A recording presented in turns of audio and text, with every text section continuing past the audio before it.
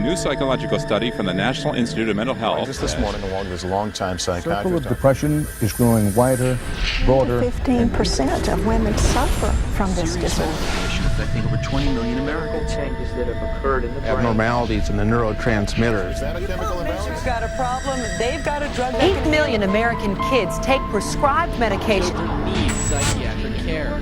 But what if the criminal is mentally ill? The punishment, a form of aversion therapy. 10-minute cures on the show, but I want to Seasonal affective disorder. OCD. Oppositional defiant disorder. Schools criticized for over-prescribing.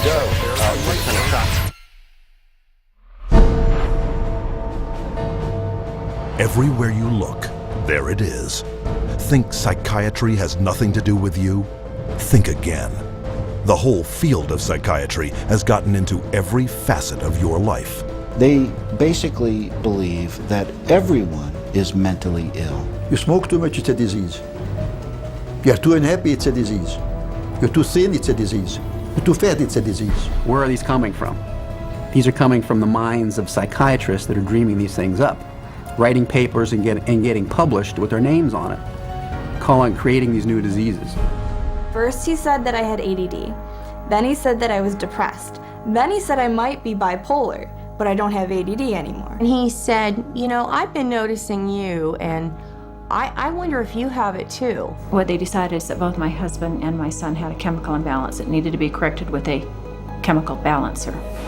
There is not one shred of credible evidence that any respectable scientist would consider valid, demonstrating that anything that psychiatrists call mental illness are brain diseases or biochemical imbalances. It's all fraud. There's no reliability of diagnosis, and there is no science. It's just pseudoscience. It's pretend science. This is one of the most open secrets in all of America in the psychiatric field, that nothing is being done that's legitimate, and they're billing for it. Psychiatrists claim that over 1 billion of the world's population is mentally ill. In the past 35 years, the number of people taking psychiatric drugs has more than tripled to over 120 million users today. And right now, they drug 20 million school children with stimulants and other psychotropic drugs. When recently asked about the scientific basis of their profession, those psychiatrists willing to be interviewed offered nothing but excuses. Psychiatric illness is not really illness. How do you evaluate if someone is cured or sick? Cure is certainly something we look forward to. We have no earthly idea how to accomplish. We're not good at causes. We don't know what causes mental illness. But that hasn't stopped them from pronouncing themselves mental health experts and treating people against their will.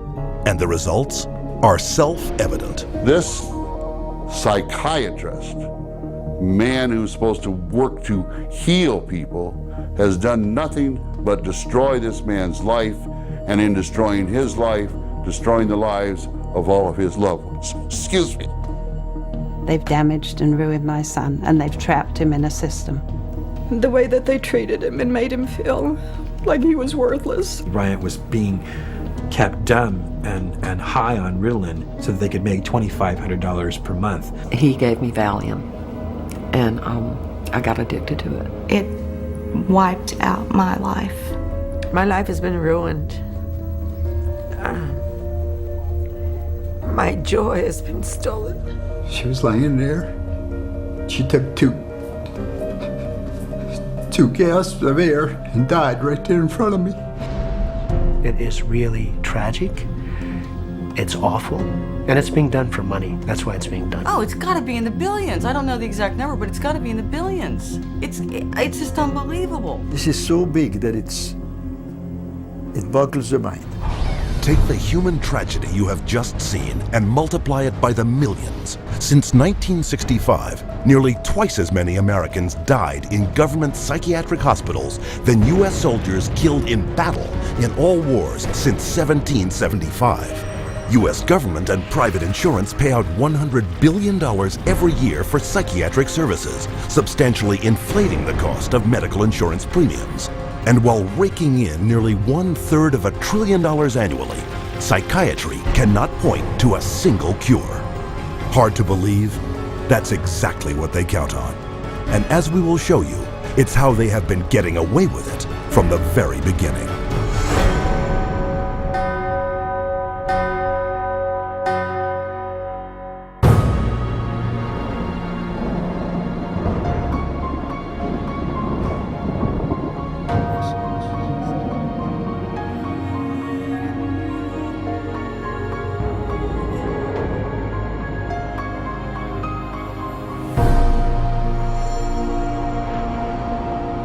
The roots of psychiatry have to do with control, power, and alienation from certain groups of people who were uncomfortable to be around.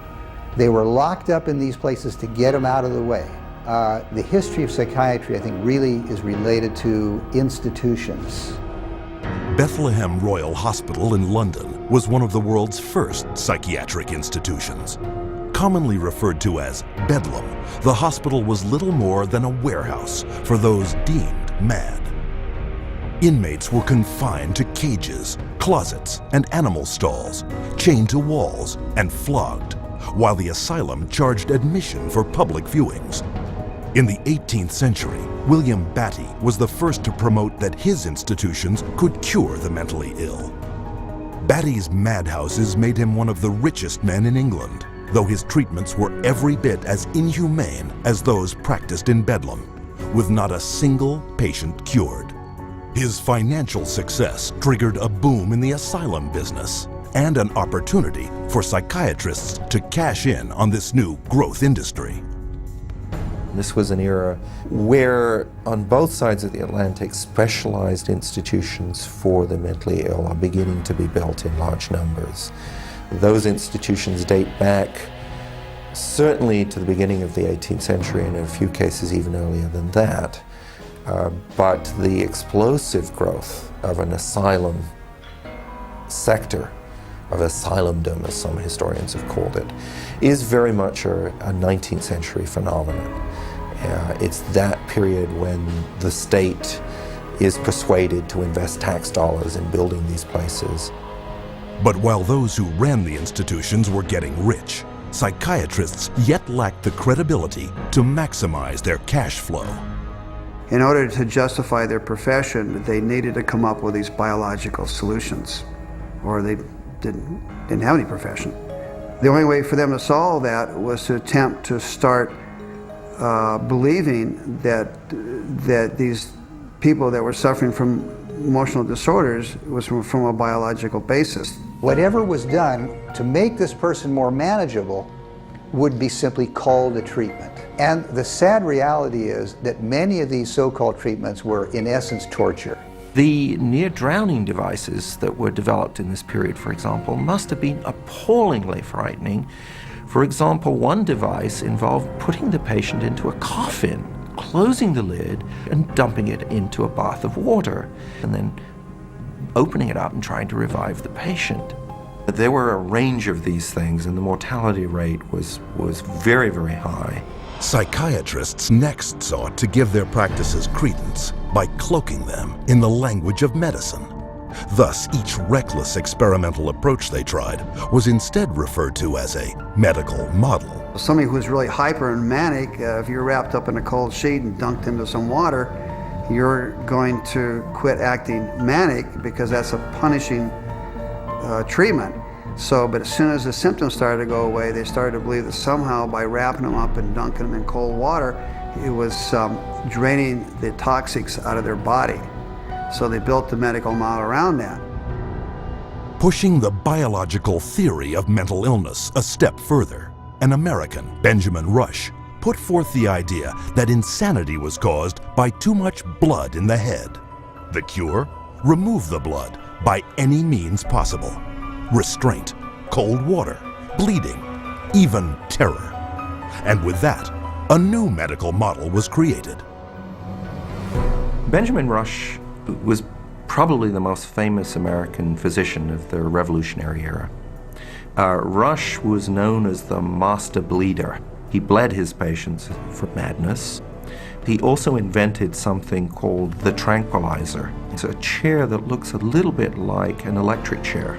The patient was confined in this apparatus, sometimes with cold water applied to his or her head, for some hours at a time, and Rush announces in a letter that he's invented this new contraption and dubbed it the tranquilizer. Rush's often lethal procedures were detailed in his 1812 textbook, which remained psychiatry's authoritative source for the next 70 years. He was so revered that in 1965, Rush was enshrined as the father of American psychiatry on the seal of the American Psychiatric Association. As the 1800s wore on, psychiatry's mounting failures at curing madness threatened their financial bottom line, forcing them to invent new medical models. The cures promised when it was delivered. So by the 1860s and 70s, a growing mood of pessimism was covering Europe and North America, that effectively the new institutions were ever growing in size, but not growing in their effectiveness. The 20th century brought more medical models. American psychiatrist Henry Cotton mutilated his patients by removing their body parts, declaring this a breakthrough in the treatment of mental illness. The earliest target was the teeth and then the tonsils and the sinuses, but when patients didn't get better, the enthusiasts for this treatment then started to move down the body and to say, well, obviously patients have swallowed bacteria in their saliva, so stomachs need to go, spleens need to go, colons need to go. As public outcry escalated over torture and maiming of patients, psychiatrists would invent new methods, each one hailed as the miracle cure. But each one was ultimately proven no more effective nor less brutal than the last. This is a history of psychiatry, more or less, to damage the patient. I mean, this is a version of the original model, which was to chain them like animals. If you're doing it to somebody because you insist that they have to change, and you're going to do that by turning the screws, you might say, whether it's with medication, restraint, whatever, that's torture. And a huge part of what psychiatry has done really comes down to torture.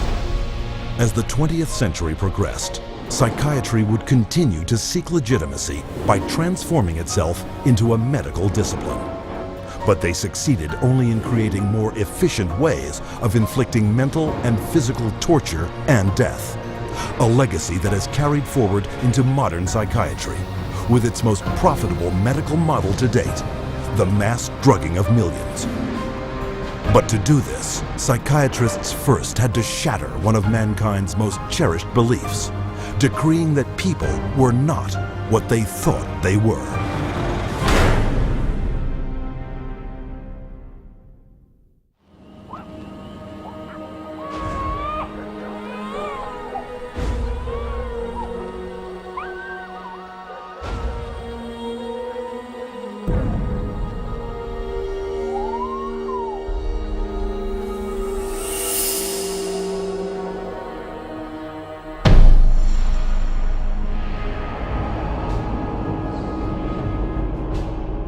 Leipzig University, Germany, 1879.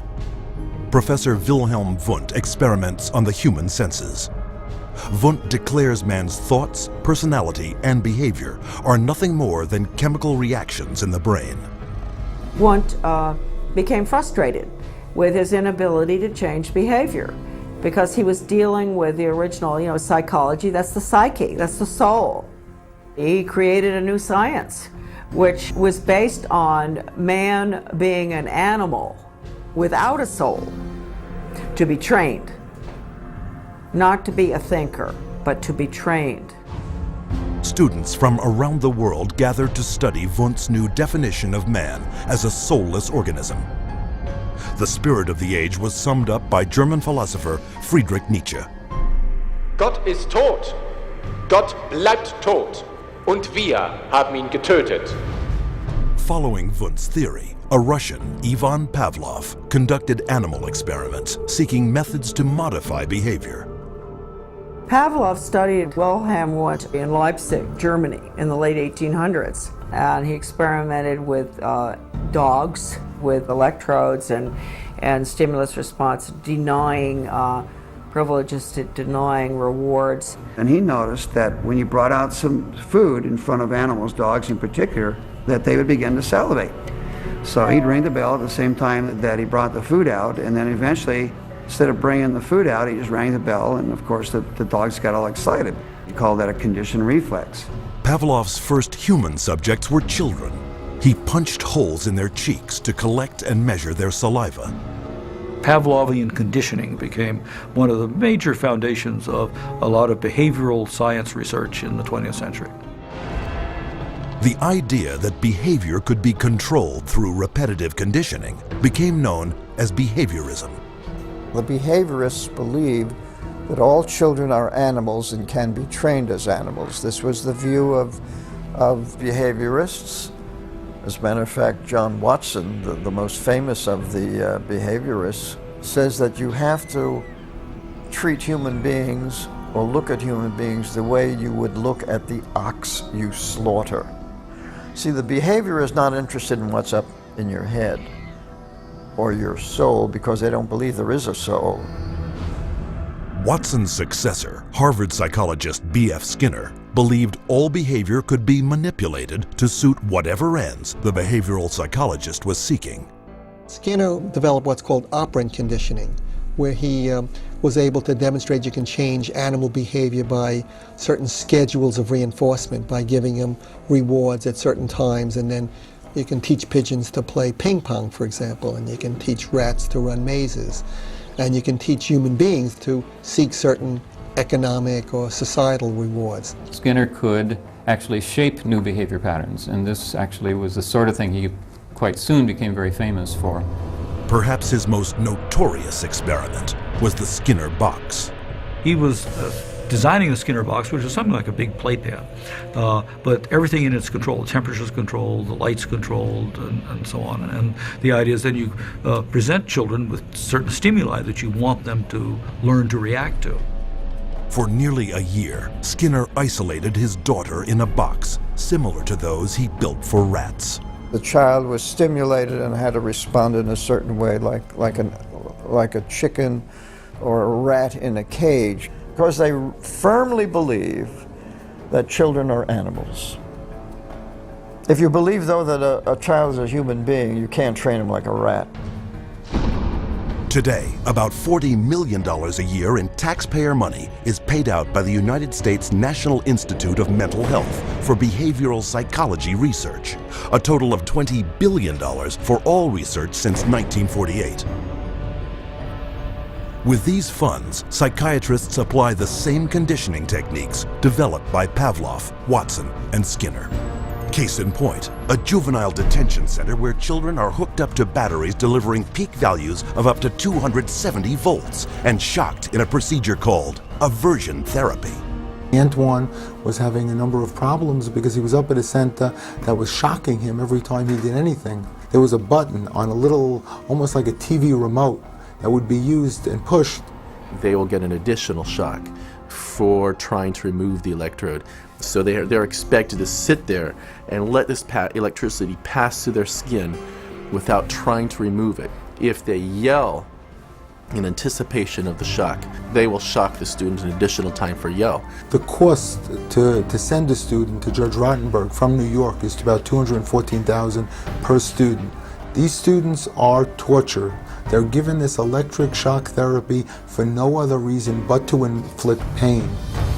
Other techniques include administering electric shock to treat sexual deviance, sending powerful magnetic impulses through the skull to interrupt brain activity, and shooting high voltage through surgically implanted electrodes, all to stifle problem behavior, and costing up to $100,000 per patient. And while this science without a soul led to behavior modification techniques that continue to generate billions in research and treatment, it also laid the groundwork for another psychiatric movement that would cause the deaths of millions.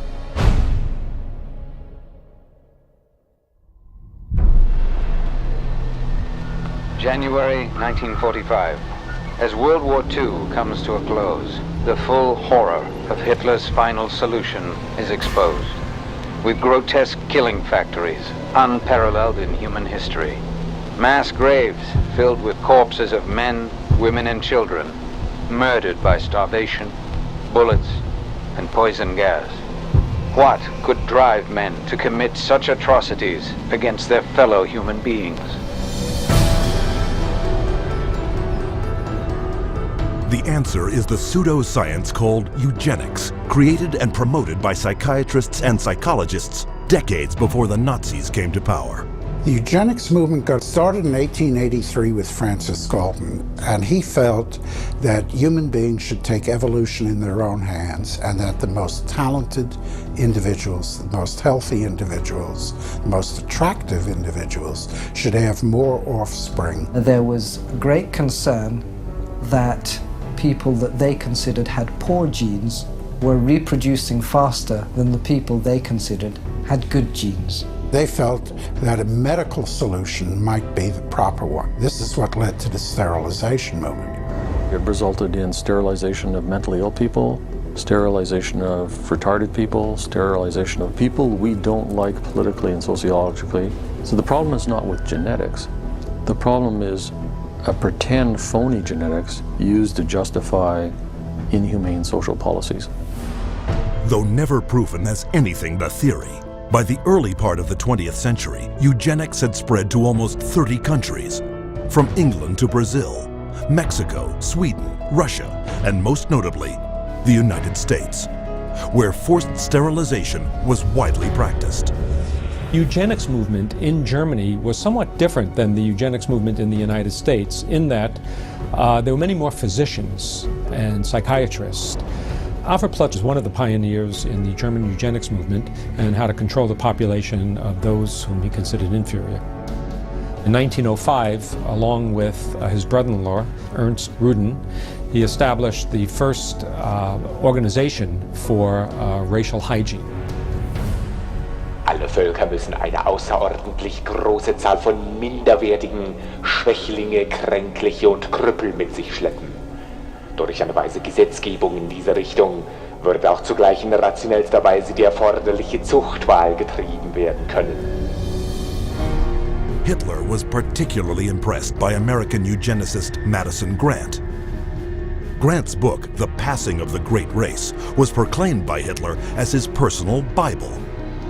In his book Mein Kampf, Hitler further hailed eugenics as the science that would rebuild the German nation. Wer körperlich und geistig nicht gesund und würdig ist, darf sein Leid nicht im Körper seines Kindes verewigen. Das Recht der persönlichen Freiheit tritt zurück gegenüber der Pflicht der Erhaltung der Rasse. The German eugenicists welcomed the Nazi advent to power because the Nazi program could fund the very programs that they had in mind. The Nazis gave them political support, financial support, and conversely, the psychiatrists gave the Nazis a medical justification for their genocidal policies. Something like 40% of German psychiatrists had joined the SS by 1933. They weren't forced into the SS, they just joined it naturally, because the beliefs were very, very similar. Rudin and his work led directly to the decision to move from sterilization to murder. Their plan was simple. First, convince the public that feeble-minded undesirables wanted to escape the burden of their existence, but could not say it, and that killing them was an act of mercy. Then extend the definition of inferior to include Jehovah's Witnesses, Jews, gypsies, homosexuals, all unworthy of life. Psychiatrists produced propaganda movies known as the killing films, shown in all 5,300 theaters throughout Germany. Geisteskrankheit ist als ein Erbübel eine der größten Gefahren für die Volksgesundheit. Irrtum ist, dass sich solche Kranken glücklich fühlen und am Leben hängen. Sie haben überhaupt kein Daseinsbewusstsein. Wer von ihr befallen wird, dem ist die schwerste Last des Schicksals auferlegt. Ein Dasein ohne Leben. It first started with passive violence, which is starvation. It then intensified to lethal injections, and finally it developed into systematic gassing and cremation. Their headquarters were established in Berlin under the infamous codename T4. T4 program was named after Tiergarten 4, which essentially resulted over a period of time in the murder of about 70,000 people who were deemed mentally retarded, emotionally distraught, or physically handicapped by the Germans. They were called life unworthy of living. The killing, piloted in psychiatric institutions across Germany, then moved into the concentration camps, with top German psychiatrists as the executioners. Paul Nietzsche, the T4 director, declared, Die Durchkämmung der KZs fand nach genau denselben Gesichtspunkten anhand derselben Meldebögen statt wie die der Irrenhäuser. 6 million Jews died in concentration camps and as a result of Nazi extermination policies. Rudin congratulated Hitler for making his, that is Rudin's, 30-year dream come true. After the Nazi surrender, an international court of justice was held to put doctors and psychiatrists on trial for their war crimes. But American psychiatrists, fearing a permanent blow to the future of psychiatry, stepped in by shifting the blame onto a handful of German psychiatrists. There were some doctors who were prosecuted, but very few. Ernst Rudin returned to Switzerland at the end of the war.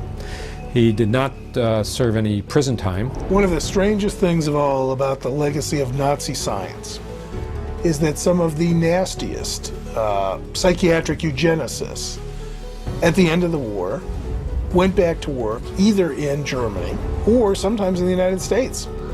It wasn't until 1999 that the German Association of Psychiatry, Psychotherapy, and Neurology finally admitted that psychiatrists were not only primarily responsible for the science behind the Nazi euthanasia programs, but for the guiding and directing of the killing campaigns. In 2010, their new president repeated his admission, adding that psychiatrists had continued their mass killings even after the T4 program had officially stopped. But all this came 70 years too late. What began with a psychiatric plan to eliminate undesirable humanity had now spread throughout the civilized world and was responsible for the killing of 11 million people.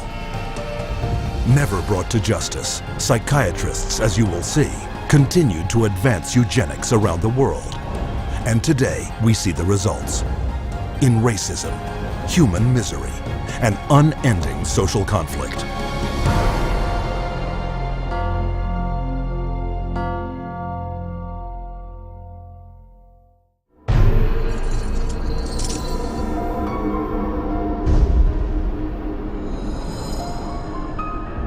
After World War II, a new eugenics was resurrected out of the bones and ashes of the old eugenics. The eugenics movement has been at the forefront to establish a new scientific racism that justifies oppression and exploitation and racism. In fact, racism is inseparable from the roots of psychiatry. The entire history of psychiatry, beginning with scientific conclusions that were made in the 1830s, was an effort to prove the intellectual inferiority of African Americans. Benjamin Rush is the father of modern psychiatry.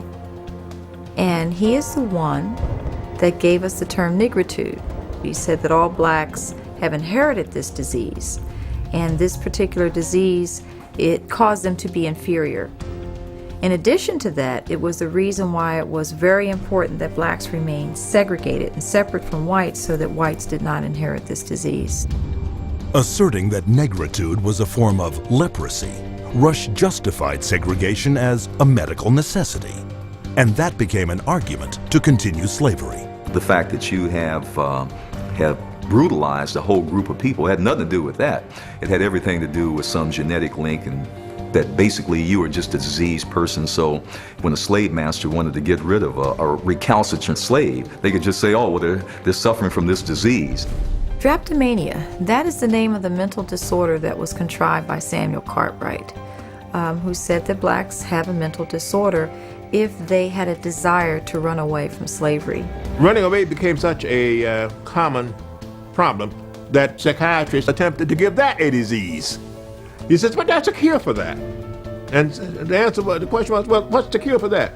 Frequent whippings, frequent whippings.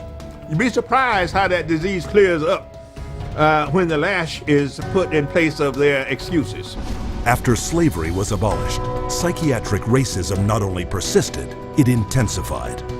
The American Journal of Psychiatry officially proclaimed that Negroes, as descendants of savages and cannibals, were ill-prepared for higher civilization, while their pseudo-science eugenics stepped up its racist activities. There is a clear and long and intimate connection between the eugenics movement and the Ku Klux Klan. Harry Laughlin, who was the Carnegie Institution's director of the Eugenics Record Office, had a close relationship to the Ku Klux Klan through the publication of a book called White America, which was written by a major Klan leader. So Laughlin wrote a glowing review of the book in the Eugenics News. And at the same time, you have the Ku Klux Klan using eugenics to justify their racist goals. But psychiatric racism wasn't exclusively American. Some of the worst abuses of the 20th century occurred in South Africa, where the government adopted the same racist theories and practices used by Hitler. This was no coincidence. The Prime Minister had studied eugenics as a psychology student in Nazi-influenced Germany in the 1920s. Dr. Hendrik Verwoerd is regarded as the architect of apartheid. He saw South Africa as a divided state with whites, blacks and brown people living in totally separate areas, with black people having no rights whatsoever. With apartheid in place, psychiatrists established mental hospitals throughout the country that were in fact nothing more than slave labor camps. These places operated under a private company by the name of Smith, Mitchell and Company. They were saving money through the cheap accommodation for psychiatric patients while making a massive fortune out of money that Parliament had appropriated for medication. So it was a corrupt system. When this operation was finally exposed, it was discovered that 22,000 patients had perished, while at the same time, the psychiatric camps profited $90 million. The World Health Organization issued a report declaring that psychiatry cultivated racism and that its camps had a parallel in the ownership and trading of slaves. During the 1960s civil rights protests in the United States, psychiatrists continued psychiatry's legacy of racism, claiming that black activism caused symptoms of violent schizophrenia, such as delusions, grandiosity, and dangerous, aggressive feelings. In 1972, American psychiatrist Lewis Jolly West went a step further, hatching a secret aversion therapy experiment called the Violence Center. His government-funded plan: implant electrodes in the brains of African American and Hispanic males to shock them should they exhibit any violent behavior. And if that didn't work, chemically castrate them with drugs. When West's racist proposal met with public outrage, the plan was quickly shelved. Though psychiatry's unrelenting racist theories were blunted, they were not stopped. In 1994, psychologist Richard Herrnstein co-authored The Bell Curve, claiming to prove that blacks were genetically disabled and therefore inferior to whites. The Bell Curve really argues a very old eugenics idea. It argues that people are born with different kinds of intellectual abilities, that these are inborn pretty much at birth.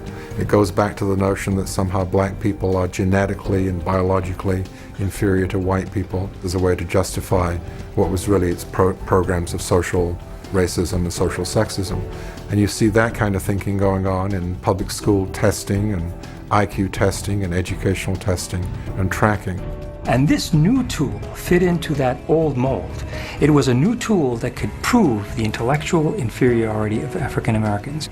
The psychiatric profession has done great damage, certainly in the past, and far too many in the present, too, to subvert democracy and perpetuate racial stereotypes, even more, deep racism in society. We have to battle against this continual misinformation, disinformation, pseudoscience. It can be repackaged in whatever form or format it is. But if it is based solely upon the color of one's skin, it then is the merit of that human being I just reject. And so today, the flame of hatred continues to burn, fueled by pseudo-scientific lies. This is the heritage of psychiatry, as a justification for racism and as a pretext for political repression.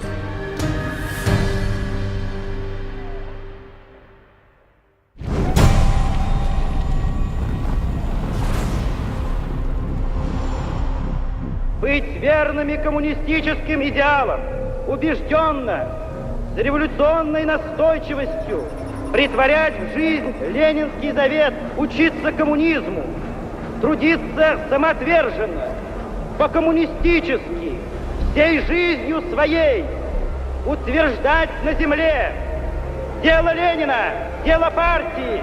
Клянемся!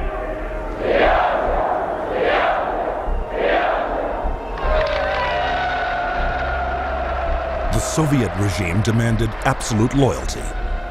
Those who did not toe the party line were considered dissidents and labeled enemies of the state. With no more than a whisper to the secret police, they would vanish into one of these special psychiatric hospitals. Despite the risks, these so-called dissidents put their ideas of freedom into action. Я вел жизнь тайную, конспиративную. Никто не знал, что я это делаю. У меня была маленькая подпольная типография. И я стал делать листовки. While others considered themselves loyal Soviet citizens.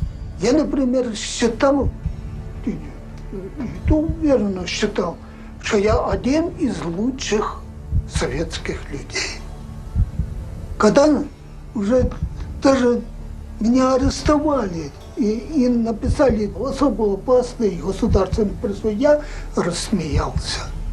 Я при нем, при этом же самом нынешнем генерале, рассмеялся. А он меня вызывает психиатра на утро.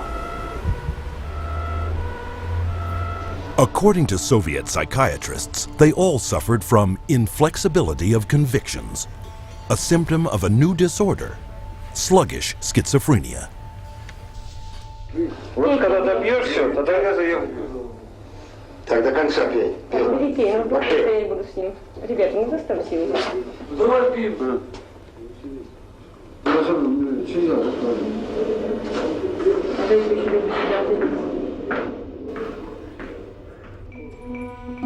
Like their counterparts in other countries, the Soviet psychiatrists prescribed powerful drugs to cure their patients. Они никогда их с удовольствием не принимали. И находят пути их не принимать. Мы обязаны просмотреть прием лекарственных продуктов, чтобы больные лекарства дошли до больного. Вот они где-то уже, как говорится, в горле проглатывают, все, ротовая полость чистая. И потом такие делают какие-то движения, отрыгивают. Врач на обходе говорит: как себя чувствуете, Петр Петрович? Я говорю: послушайте, вот, там, когда 5 кубиков галоперидола, то надо, например, слюна до полу, там перекошенность вся, значит, одни мышцы растягиваются, другие сокращаются, совершенно ужасные позы, лицо все ужасное, на душе страшно просто. Я человека, вот самое главное, описать это состояние невозможно. Санитары совершенно безнаказанно могли избивать. По любому поводу. Или вообще без повода. Вот, например, санитар открывает дверь, и вдруг, если тут ты оказался, например, в проеме двери. И вот этого достаточно было, чтобы, скажем, получить удар. Если больной, скажем, оказывал сопротивление при избиении, то Его могли привязать, и привязывали, и избивали, и продолжали избивать уже привязанного. Проходит, допустим, год-два, там выписывают убийц, выписывают насильников. Михаил, ты бы лучше убил бы кого-нибудь, мне бы легче было тебя отсюда вытолкнуть. Это было, вот, растало такое чувство безысходности. From 1967 to 1987, the Soviet government arrested over 2 million people who, for political reasons, were diagnosed as mentally sick and were forced to undergo psychiatric treatment. Even today, psychiatry remains the coercive tool of choice for governments throughout the world. What we've learned is that in Gitmo or Guantanamo Bay, that we had teams of healthcare professionals called the biscuit teams, behavioral scientists, psychologists, working with the military to advise them on how far you could push a prisoner. There are abuses that have been documented around the world. We have healthcare professionals who have committed potentially acts of treason within their medical ethics. And there's nobody supervising that. There's nobody making them stand accountable to their medical ethics. But psychiatrists have never reserved physical and mental torture exclusively for political prisoners. Throughout history, they have repackaged it and sold it to the public as therapy.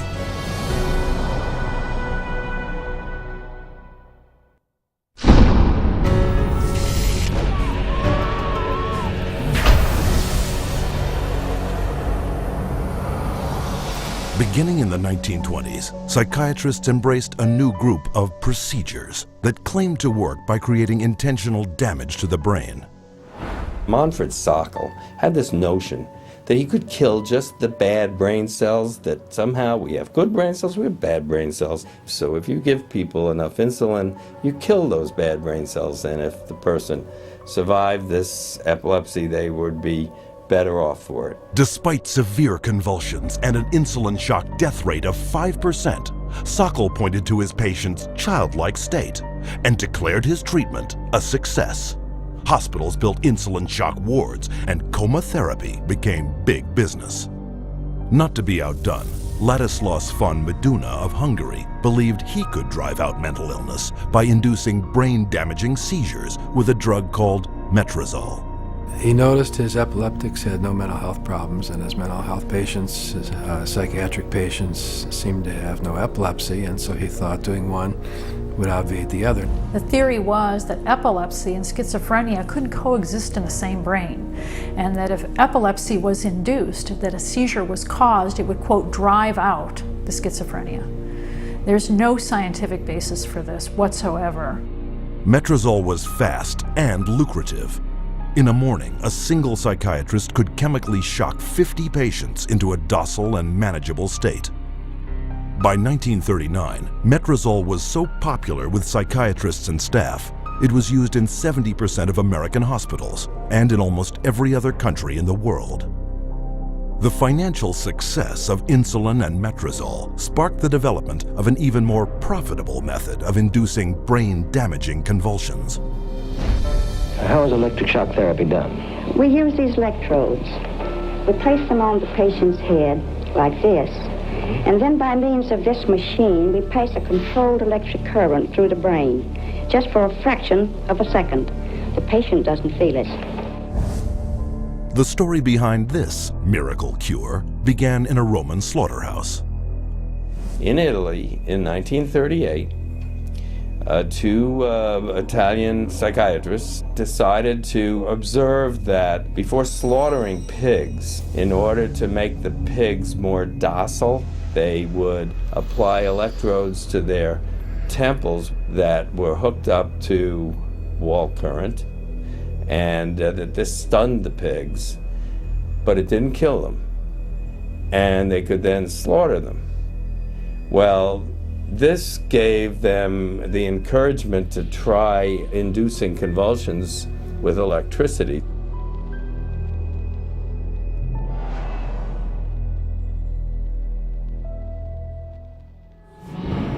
We would see teeth falling out, broken spines, bones knocked out of joint, broken bones, and people even getting internal organ damage from being restrained while they were having these uncontrolled writhing seizures, convulsions. Many patients have been returned to their homes and jobs who might still be here if it were not for this helpful form of treatment.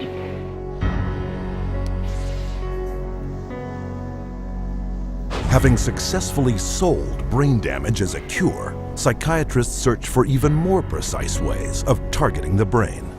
This was jump-started in 1848 when an explosion blew a steel rod straight through the head of Vermont railway worker Phineas Gage.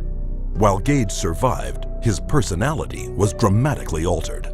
70 years later, Portuguese neurologist Egas Moniz would try to obtain a similar result by drilling into a patient's skull and squirting pure alcohol directly into the brain, killing the tissue of the frontal lobes. Moniz called this new procedure a lobotomy. Dr. Walter J. Freeman would become lobotomy's most infamous practitioner. He discovered he could do it faster without having to drill through the skull. There was no anesthesia, and he would just lift up the eye and stick nothing more than an ice pick right into the brain, right under the orbital bone, and then just rake the thing back and forth until he was satisfied that he had caused enough disruption of brain tissue, and then pull it out. Freeman traveled the country in his lobotomobile, hacking apart his patients' brains on stage, or sometimes right there in the vehicle. And he would pull up and offer lobotomies to people, get referrals from the local doctors, or sometimes people didn't even go through doctors. They'd go right to the lobotomobile, and he would just do the brain-damaging procedure right there. By the time his surgical privileges were revoked after his last patient died on the operating table, Freeman had performed or supervised over 3,500 lobotomies, more than 25% of which, by his own admission, left his patients in a vegetative state. They lobotomized 1 million people in the 40s and the 50s and beginning of the 60s until they came to the conclusion that this was a destructive treatment.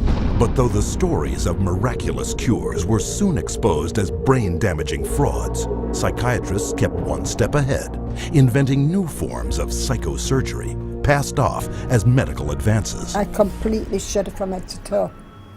And that's what I heard in my head when he drilled something in my brain.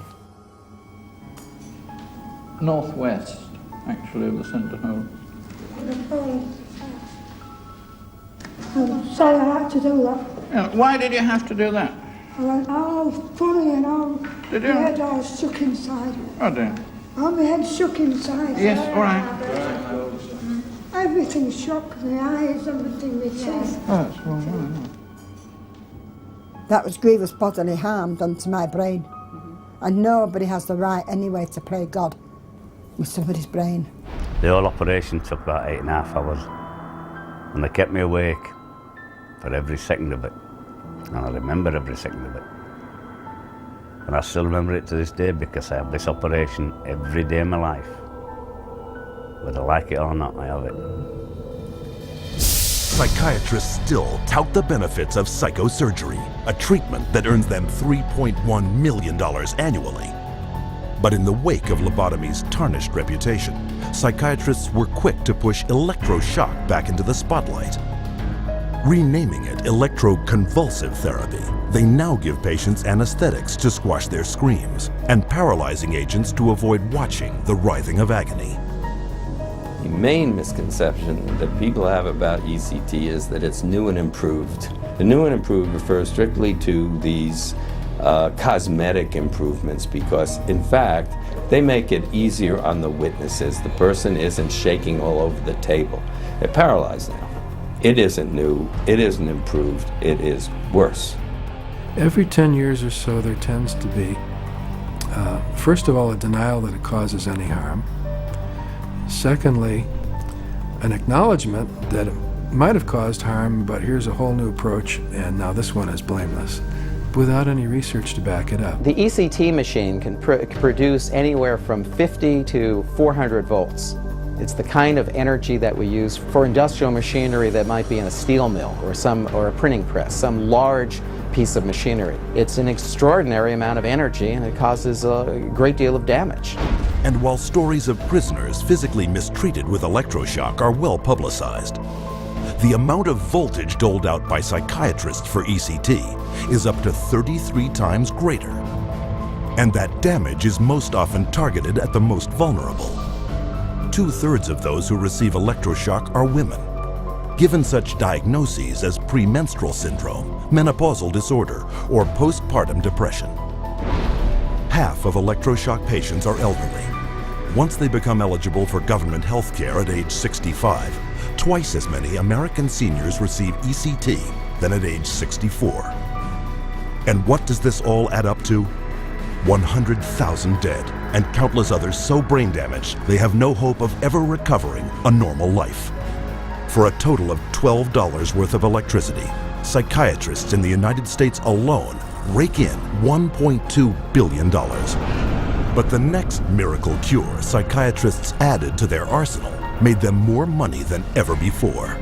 For it was faster, cheaper, and could potentially turn men, women, and children into patients for life.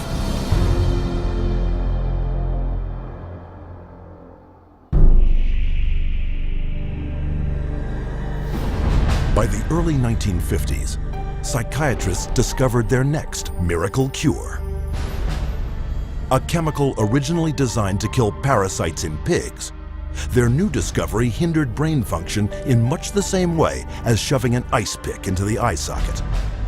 It was an old treatment in a new disguise.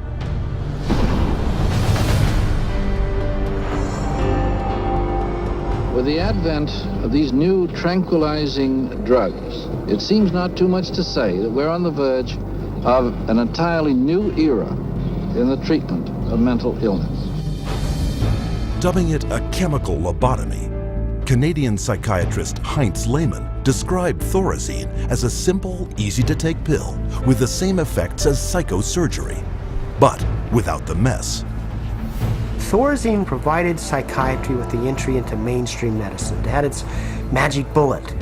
If I'm a psychiatrist and I have to spend an hour talking to someone in psychotherapy, there's only so much I can charge for that hour. But if I can come in, give you a pill, and send you back out in 15 minutes or 10 minutes, that's a much more efficient use of my time monetarily. What psychiatrists didn't tell the public was that Thorazine caused a crippling neurological condition known as tardive dyskinesia. And that's a neurological syndrome where you have muscle twitches, abnormal jerks, which are uncontrolled, and they either last for a long time or sometimes they're permanent. So that's very clear, very well recognized long-term or permanent brain damage from these medications. Mr. Blount has virtually no signs of his original illness now. The signs that the movements of his mouth are completely side effects of the drugs that he was on for 20 years. Mr. Blount is quite rational. He understands what's going on. And if you're patient, he can carry on a very rational conversation with you. Even when you remove the drug, it may still remain. It means you have caused a permanent disabling of the brain. In the late 50s, you get the first signs of it, people starting to worry about it. But it's not until the late 70s that psychiatrists start warning their patients about it, 20 years. Thorazine's manufacturer, SmithKline French, had good reason to keep a lid on the bad news. In the first year alone, SKF saw a more than 500% return on their original investment. With the public and the press kept in the dark about the severe and disabling side effects, prominent doctors and psychiatrists met in Puerto Rico to lay the groundwork for the expansion of psychiatric drugs far into the future. Psychiatrist Dr. Nathan Klein wrote this in the conference's final report. The present breadth of drug use may be almost trivial when we compare it to the possible number of chemical substances that will be available for the control of selective aspects of man's life in the year 2000. Dr. Klein spearheaded a movement flooding new psychiatric wonder drugs onto the global marketplace, backed by a massive publicity machine spending hundreds of millions of dollars. Psychiatry was now an industry of drug pushers. By 1970, The American Psychiatric Association was so dependent on drug company money that 30% of its annual budget came from pharmaceutical advertisements in its official journals. So we had money flowing to trade organizations, we had money flowing to the doctors, and to their journals. Well, we all know that that is going to influence how they think. The majority of National Institute of Mental Health and National Institute of Health scientists are getting more money from drug companies on the side than their tax-based salary. With so much money to be made, all psychiatrists needed was a scientific theory to justify it. Their solution? An official report declaring that all mental problems derive from a so-called chemical imbalance in the brain, requiring drugs to correct. This chemical imbalance is one of the greatest fallacies ever foisted upon patients and the public. There is no chemical test to show an imbalance related to any psychiatric disease, whether it's depression, anxiety, what have you. The chemical imbalance is for the benefit of the psychiatrist. It has to be there so that psychiatrists can treat it. But fraudulent chemical imbalance theories could not hide the mounting evidence of common and terrifying side effects, such as akathisia. Akathisia is like an extreme inner nervous agitation. People describe it as wanting to crawl out of their own skins. And this happens with great frequency, and it is absolutely, totally well understood to be associated with suicide and violence and homicide. After years of these reported side effects and cases upon cases of violence, self-mutilation, and death, in 1991, health experts, legislators, and the public finally forced the FDA to order an investigation. I know with absolute certainty that if Charles had any idea of the side effects of Prozac, he would never have taken it. I had two sons, David Lee, age 8, Billy 16, wife 20 years, all gone. I'll tell you why. After being on Prozac for 21 days, my wife shot and killed both of these two boys right here. She turned the gun to herself and shot herself twice. I took the 9mm automatic, sat down on the bed and put the gun to my head. And I blew a 4-inch hole out the back of my arm instead of my head. Thank God I was a lousy shot. Had someone looked further into Prozac, steps could have been taken to avoid it. What was supposed to be an unbiased hearing was a panel of psychiatrists, the vast majority with personal financial ties to pharmaceutical companies. They basically couldn't find an expert, a doctor, a psychiatrist, at a leading medical school who basically in some way or another didn't have a consulting agreement, hadn't taken money from the pharmaceutical companies. I do not find from the evidence today that there is credible evidence to support a conclusion that antidepressant drugs cause the emergence and or the intensification of suicidality and or other violent behaviors. 500 deaths, 33 murder cases, and over 20,000 adverse side effects. Would you like to tell me why this drug is still on the market? Is there an alliance, an unholy alliance between the psychiatric community, the pharmaceutical industry, and the FDA? And the answer is yes. This unholy alliance became all too apparent in 1997, when pharmaceutical companies persuaded the FDA to allow them to advertise directly to the public, with psychiatrists providing medical endorsement. And in just 3 years, sales of psychiatric drugs skyrocketed, almost 2.5 times. When the numbers of violence and suicide victims shot through the roof, public outrage finally forced the FDA to issue warning labels on antidepressants. But by then, 13 years had passed, billions of dollars had been made, and psychiatrists were marketing their next wonder drugs. Over 120 million of the world's population are taking psychiatric drugs, backed up by fake science and endorsed by regulators who are bought and paid for. Their harmful medications gross more than $84 billion a year. And while psychiatrists were finding a way to diagnose and drug millions of people across the globe, on another front, they were continuing their assault on our most personal freedoms.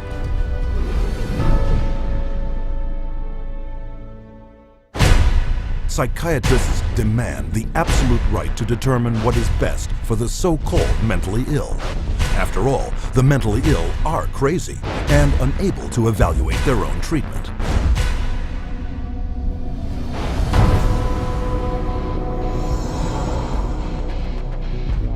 To enforce their authority over others and keep their institutions filled at profitable levels, psychiatrists use a method called involuntary commitment. When you go to a real doctor, say a family doctor or a cardiologist, a patient always has the right to refuse treatment. So there is no such thing as involuntary treatment when it comes to clinical medicine as practiced by real doctors. Psychiatrists, of course, believe that people can be treated against their will. In 1956, psychiatrist Winfred Overholser presented a plan to Congress intended to take involuntary commitment to a whole new level. The plan: purchase 1 million acres of Alaskan wilderness, build a huge mental asylum, and change the commitment laws so that anyone could be shipped off with no more than a simple nod from a psychiatrist. The bill sailed through the House of Representatives, but when the public caught wind of the plan, they became enraged, referring to it as Siberia, USA. The bill was quickly struck in the Senate. But while the death of the Siberia bill put a stop to their large-scale plans, involuntary commitment still remained the most effective and profitable method for filling psychiatric institutions. Again, the person has committed no crime and has no trial and is sent directly to a mental hospital, which is really a prison. How many people go to an insane asylum and say, please lock me up? Doctors don't lock up anybody. Psychiatrists lock you up. Even children can be taken from their parents with little legal recourse. They just invaded our home. They came in with officers. Our kids were scared. You know, they come in with pieces of paper and say, you're giving us your kids. And it's like, you know, how can they just come in and do that? She said, you could be arrested for medical neglect. And I said, but how was that when, you know, this is my child? And I see that he doesn't need that much medication. Why would you threaten me with something like that? At 10 p.m., 2 policemen and 2 social workers came to my house and took all 4 of my kids away. Once committed to psychiatric hospitals, patients are drugged and restrained. The more a person objects, the more this objection is construed as symptom of a mental illness. At which point the person would be locked up in restraints. There would be the ankle, the knee, the waist, the head, the wrist, and the shoulder restraints. And if when that process was happening, if there was almost any resistance at all, the person then would be medicated to a point where they would almost be knocked out. We had one case where they actually took a patient in a seclusion room and beat him up. Then they lied about it to the services that investigated. So it's a pretty wide range of abuse issues that we've encountered. Psychiatric staff provoke their patients into violence so they can bill insurance companies up to $400 a day for each restrained patient. A patient would resist diagnosis, resist treatment, and also want to leave treatment while they were at the hospital. And invariably, every time, that person's situation would be exacerbated until they were put in constraints and medicated, at which point there would be documented reasons to keep that person in treatment. The burden of such claims is passed directly to the public in the form of soaring healthcare premiums. As for their victims, the experience is traumatic and even lethal. 16-year-old Rochelle Claiborne died in Laurel Ridge's care last August. The state report shows during the restraint, quote, Rochelle stated several times she could not breathe. In almost all respects, the staff behaved appropriately, followed the standards.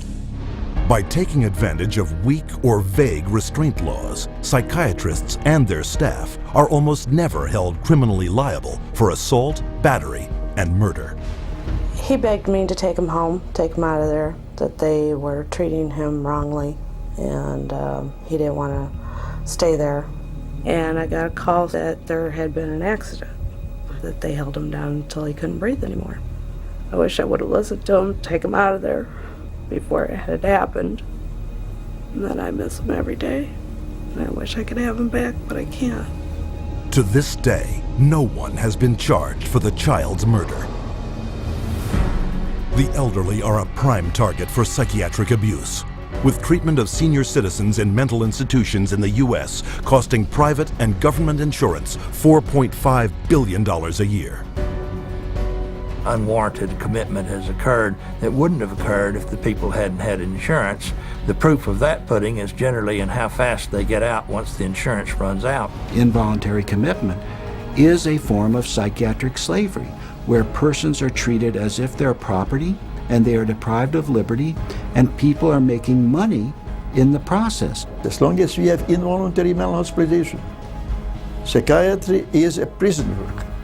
It's a crime against humanity. It is not medicine. Every 40 seconds, someone is involuntarily committed to a psychiatric institution. And if you think this is something that can't happen to you or someone you know, think again. In the time it took you to watch this chapter, 10 people have been institutionalized against their will. And with hundreds of billions of dollars allocated to hospitals internationally since 1975, psychiatrists have carved out for themselves a lucrative commercial enterprise, hidden behind a dubious interpretation of the law. But far too often, psychiatrists commit crimes too blatant to be ignored.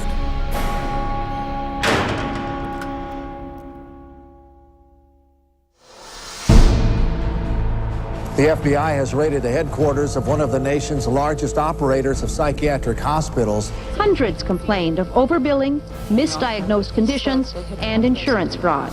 Investigators say they found more than 5,000 similar cases in all 50 states. Psychiatrists clearly are getting rich. Psychiatrists traded drugs for sex, filed false insurance claims, and exploited patients sexually. We have uncovered some of the most elaborate, aggressive, creative, deceptive, immoral, and illegal schemes being used to fill empty hospital beds with insured and paying patients.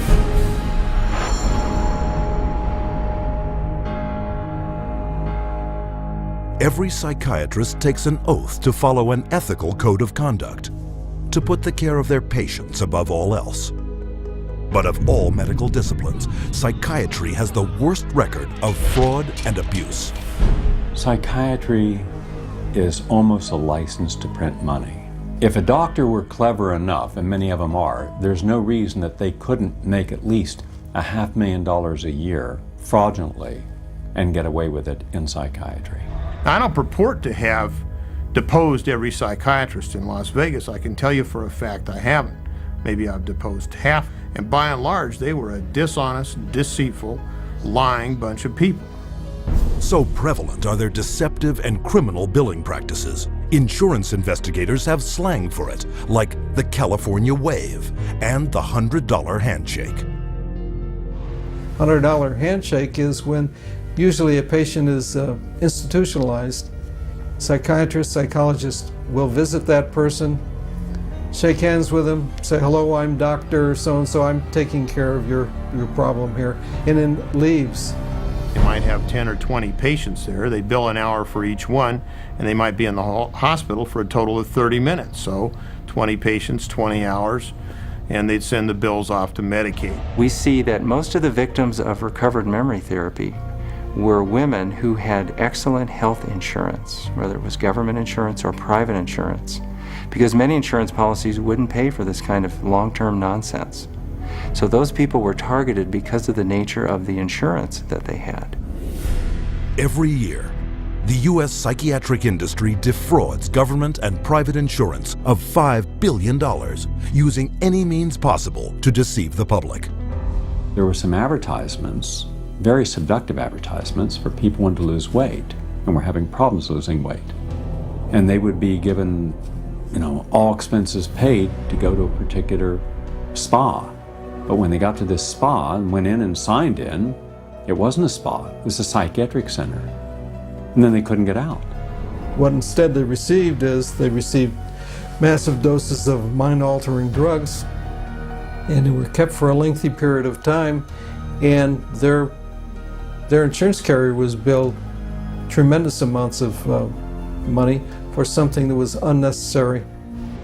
But their lies go beyond the psych ward and into the courts, where as paid witnesses, they will say anything to collect their fee. A psychiatric expert who will have one opinion in one scenario and a completely opposite opinion in another scenario based on which law firm or governmental agency is paying for his time. These psychiatrists, on one hand, will tell the public that suicide can be prevented, but will go into court and tell a jury that suicide cannot be prevented.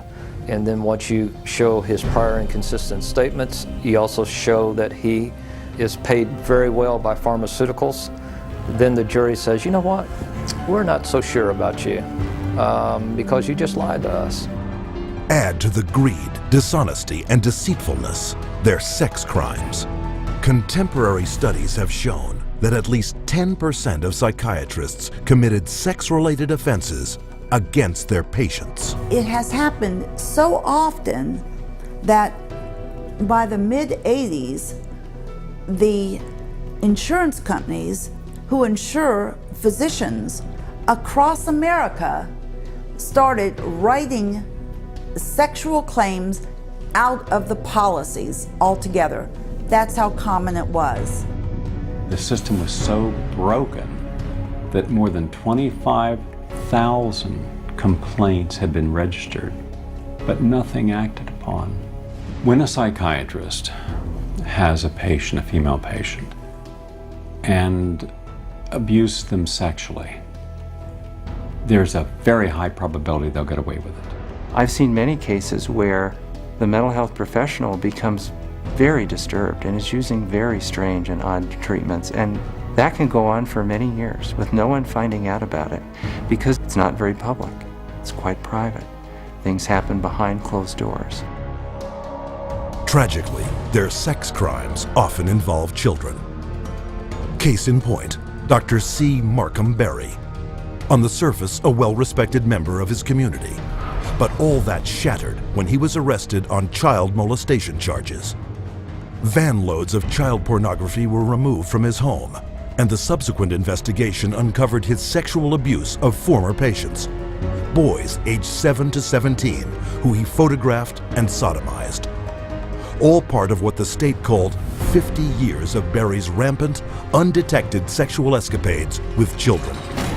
This is not an isolated incident. It is the carefully masked character of many members of this profession. In every country throughout the world, you could well find psychiatrists committing rape, sexual abuse, murder, and fraud. And as you will see, psychiatry's entire credibility depends on the biggest fraud of all.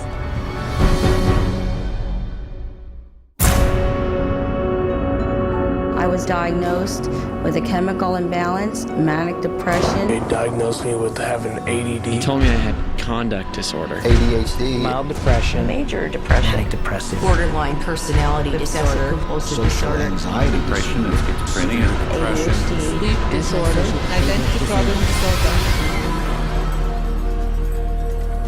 But all of these so-called diseases are just made up. They're just fabricated.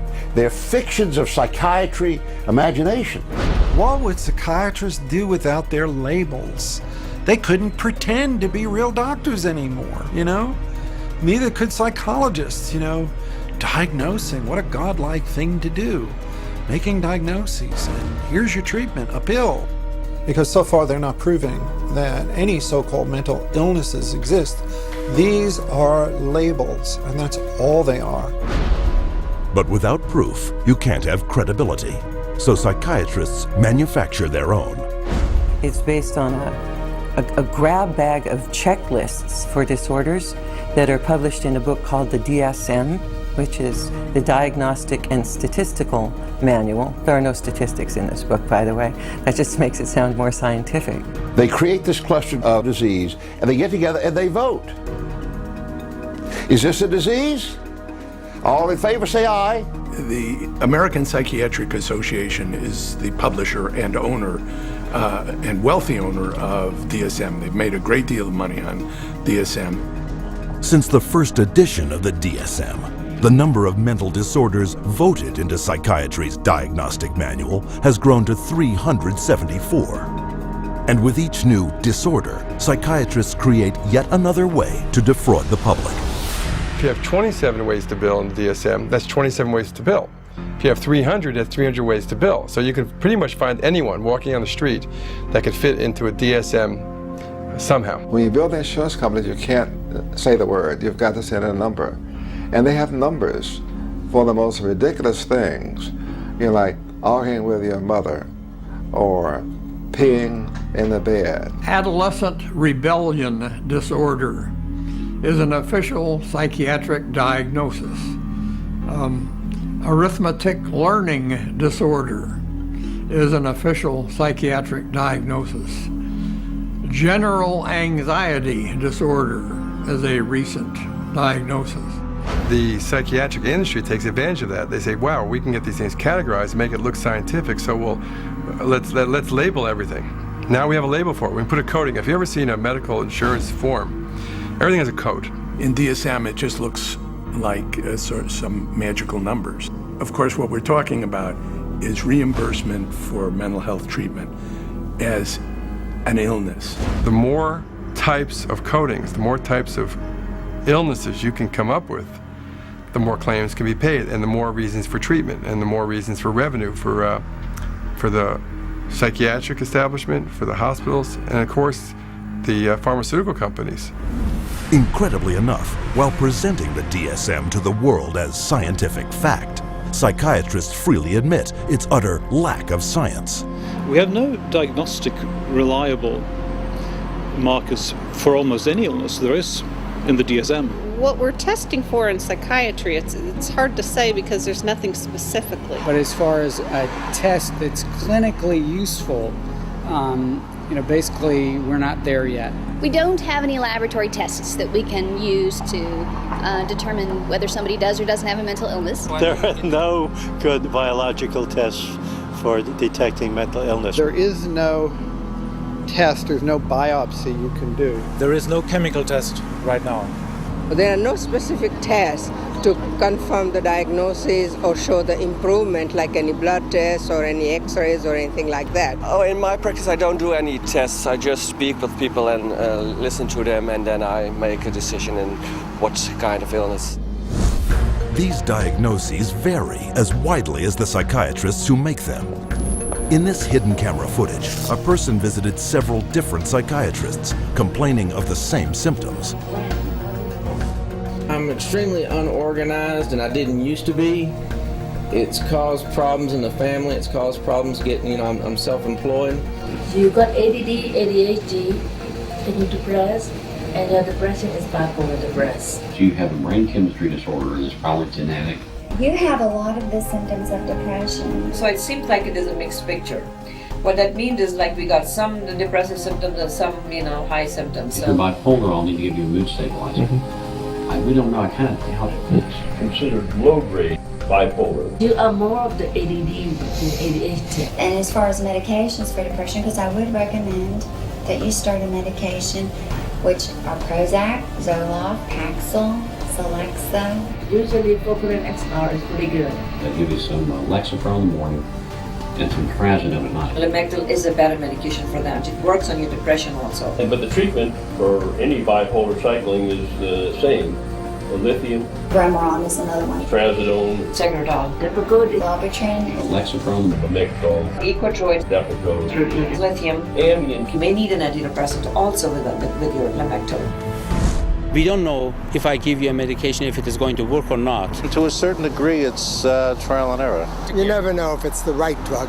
How many people have I cured? Well, there are no real cures right now in psychiatry. I have cured none of my patients. We're always challenged by our lack of knowledge. In fact, we don't know what the causes of mental illness are. Most mental illnesses, we do not know the cause. Of course, it would be nice to know exact reasons of disorders, but maybe in the future. I'm the Director of Research at the American Psychiatric Association. We don't know the etiology of really any of the mental disorders at the present time.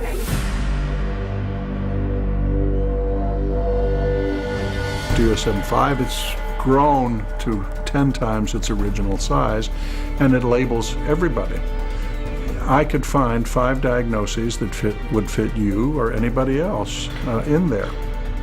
Compare this to the research methods of pathology, a real science that discovers real diseases using a wide variety of precise diagnostic tests. We do millions of laboratory tests as well as the structural examination and the microscopic examination. It's a whole series of applied scientific procedures. In the case of psychiatry, there isn't any laboratory tool that can precisely identify a psychiatric disease and allow it to be classified. It's not as if there's some study of tissue or some study of the body or some study of matter. These are all categories which are made up. They're simply made up. They don't exist in nature. They're decided upon by psychiatrists and voted on. Psychiatrists are not the only ones who benefit from the DSM. Wherever you find a psychiatric diagnosis, you'll find a psychiatric drug. The pharmaceutical corporations now contribute enormous sums of money for the education of psychiatric residents and for the support of research by their professors, so that psychiatry today has become in America, has become very largely learning which drug to use with which disease or disorder.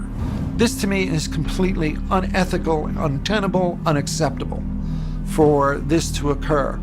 The web of money is all over the place.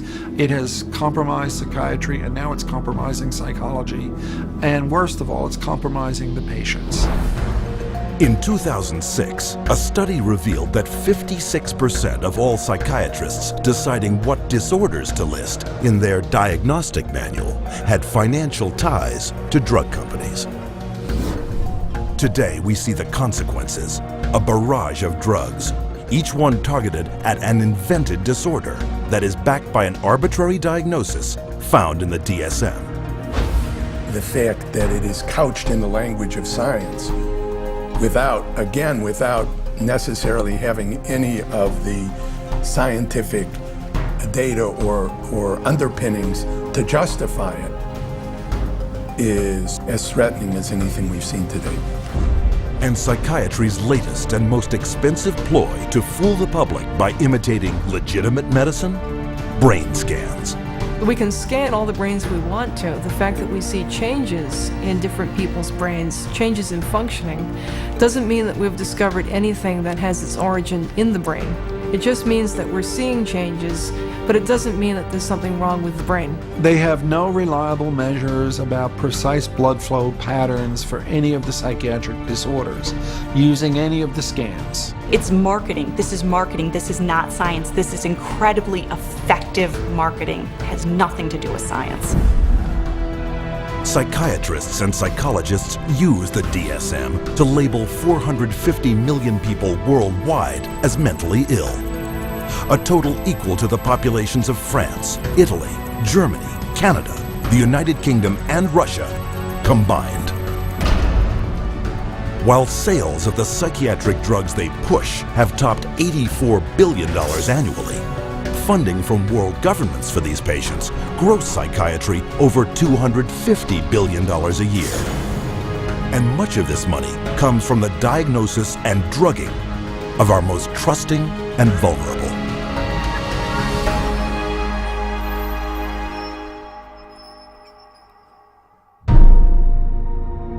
We have swallowed all manner of poisonous certainties fed us by our parents and school teachers. If the race is to be freed from its crippling burden of good and evil, it must be psychiatrists who take the original responsibility.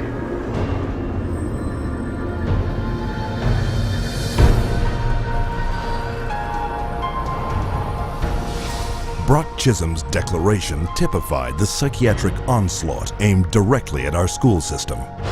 They actually said that the purpose was social control. Not to pass on knowledge, not to give him something so that he can go into the world of work, In 1950, psychiatrists and psychologists from around the world met at the White House to propose a total reorientation of the public school system. The White House Conference on Mental Health in the 1950s was a landmark that served to bolster the idea that schools would serve their communities better as mental health clinics than they would as institutions of learning. In the early 60s, the world of psychiatry started to really go places in this country. Little by little, it came into our schools, our educational system. And by 1965, it was written into law. Psychiatrists were given the green light for the wholesale labeling and drugging of school children. A child is labeled ADD or ADHD the minute he can't sit still for a 10-15 minute period of time, or he talks constantly or ignores the teacher completely.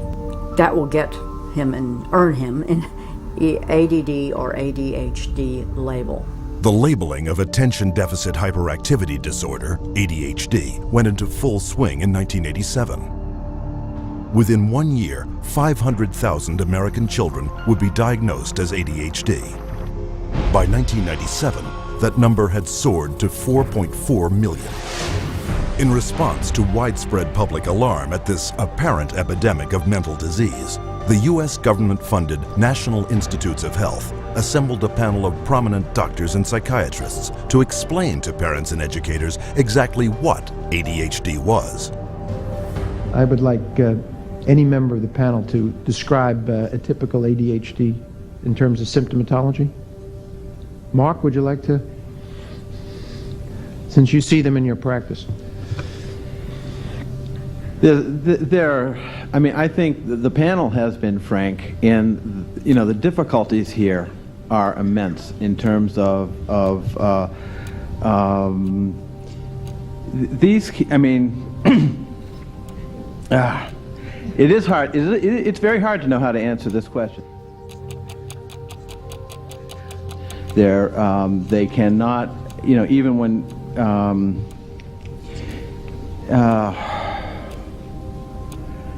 They are as if driven by a motive. There are some good clinical descriptions.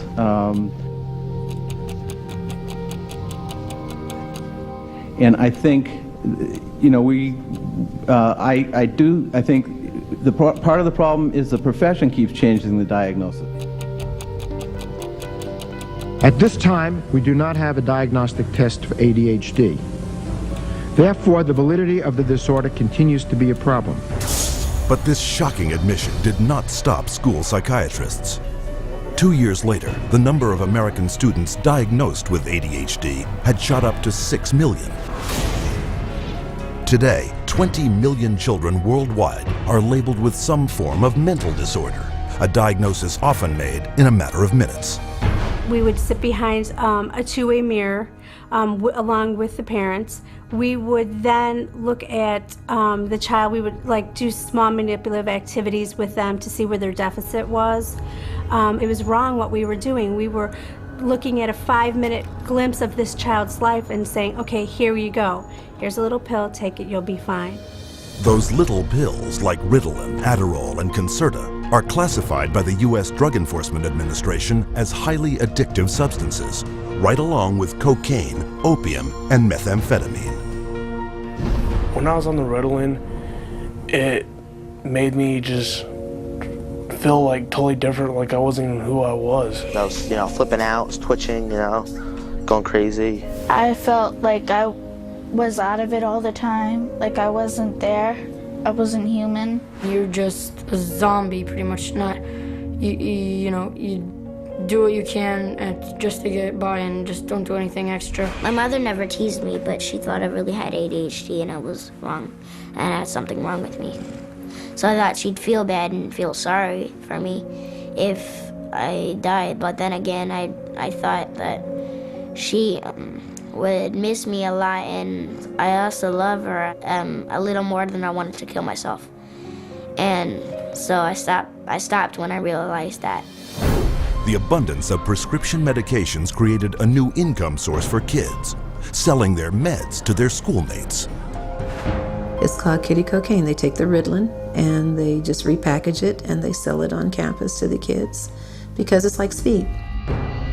Today, almost 10% of all American teens, some 2.1 million, abuse Ritalin and another psychiatric stimulant, Adderall. And these drugs can also lead to even more harmful substance abuse. I figured like if I was gonna do drugs, I might as well make it worth it. And I ended up doing street drugs, and then I ended up getting into it really bad. We're looking at marijuana and other things as being gateway drugs, and actually the so-called medications are a greater gateway drug. The Ritalin drugs are backfiring big time because if the child is already disruptive and he takes cocaine, he's going to be a lot more disruptive after he's taken it. It is not going to calm him down. Boom, she got on the drugs and her personality changed, her behaviors changed, they became erratic and dark and violent, and it was just a nightmare. He kept having adverse reactions, becoming very, very angry. He could not control his behavior, he couldn't control his temper. He was on 5 different psych meds, Prozac and lithium, and he was 7 years old. And he was unable to function. He would have rages and then crying and all kinds of just violent rages, grabbing knives and all of this. The list includes 15-year-old Kip Kinkle withdrawing from Prozac when he shot 22 classmates, killing 2 after murdering his mother and stepfather at his home in Springfield, Oregon. 18-year-old Jason Hoffman on Effexor and Celexa when he opened fire at his California high school, wounding 5. 15-year-old Sean Cooper on a mix of antidepressants when he shot students in Idaho. And 17-year-old Eric Harris on Luvox when he and partner Dylan Klebold killed 12 classmates and a teacher in the bloodiest school massacre yet, Columbine. And all of this overshadows the very reason children came to school in the first place, to get an education. Since 1970, the United States has fallen from 9th to 23rd place in worldwide academic standing. While during that same period, the number of American school children labeled with learning, behavioral, and mental disorders skyrocketed, and the sales of ADHD drugs has multiplied 310 times. Children don't ask for psychiatric drugs. Children don't ask to be diagnosed. They don't want to be called crazy. So you ask the classic Roman question, legal question, cui bono, who benefits? The people who make the diagnosis.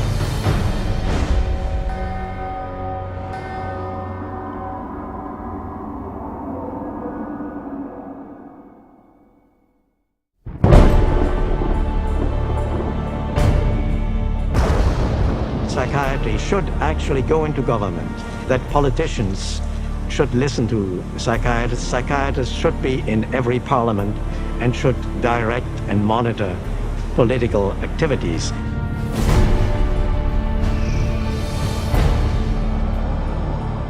Psychiatry, in little more than a century, has adversely impacted society on a global scale, and not by accident.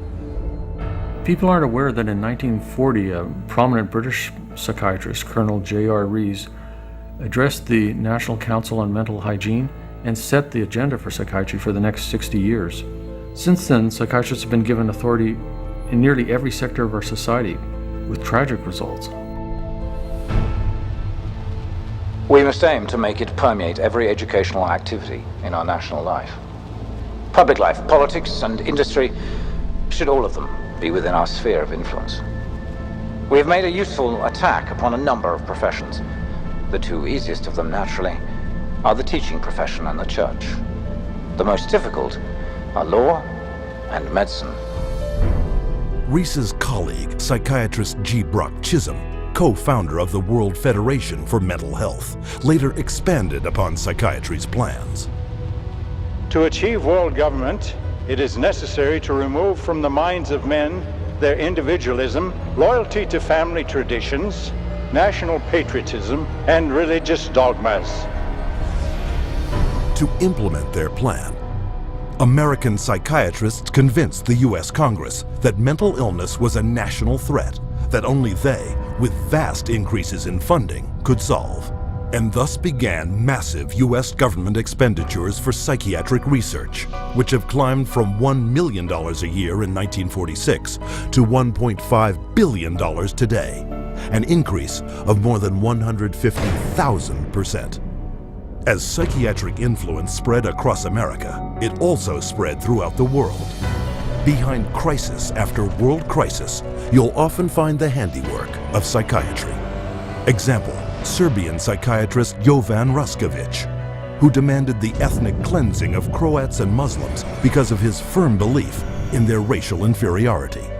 The result, Bosnia in the 1990s, where Raskovic's colleague, psychiatrist Radovan Karadzic, and Prime Minister Slobodan Milosevic established Balkan concentration camps, where the mass torture, rape, and murder of the innocent happened once more. One military psychiatrist explained how it was done. C'est très difficile tuer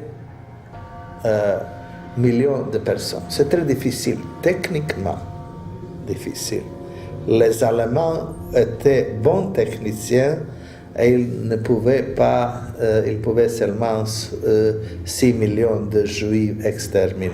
Ils massacrent, par exemple, 100 ou 200 de personnes, ou violent 100 femmes et 100 jeunes filles, pour que les autres sont effrayés et échappent. Alors vous avez le terrain pur. With century-old Pavlovian conditioning, coupled with modern-day mind manipulation techniques and drugs, psychiatrists and psychologists can turn average men, and even children, into mass murderers. You could train them to use firearms indiscriminately. You could train them to shoot people with very little feeling or thought. You could train them to use abusive and brutalizing procedures in order to obtain information with no hesitancy, with no concern. Key terrorist acts have been influenced in this way. In the wake of 9/11, Osama bin Laden was characterized as the mastermind behind the attacks. But an acknowledged brain trust and commander of Al-Qaeda is Ayman al-Zawahiri, educated in psychology and pharmacology at the University of Cairo, and the author of the Al-Qaeda training manual on the use of coercive psychiatry. And orchestrating the terrorist bombings in Madrid, Abu Hafiza, another Al-Qaeda operative, relying on those same techniques to manipulate the minds of men. You can implant memories. Memories are potent sources of motivated behavior. If you implant enough memories of specific kinds, you can shape and change the nature of human thinking and feelings. And it was thought to be a kind of ultimate weapon, because what greater weapon could there be than control of the human mind? You can control minds, and you can move people around, particularly when you control their lives. It's easier to control their minds. When we look at psychiatry and psychology, social control is the primary agenda. And that agenda manifests in another way throughout the world right now, with mental health screening campaigns fed to the public under such innocuous-sounding names as Teen Screen. The national government is actually encouraging it and wanting to test every single kid in our public school system. All children are put under this kind of a test for psychiatric evaluation, a 10-minute test that tells them absolutely nothing. I predict that upwards of 90% of all the people screened will be diagnosed as having a psychiatric disorder, which means that we'll have an entire generation that will be a perfect profit center. The man behind the Teen Screen program, psychiatrist David Schaffer, consultant to the U.S. Department of Defense. They're not just screening children to have complete control of the 52 million children in school. They're screening now, and they will screen their parents, and they will screen all adults in America.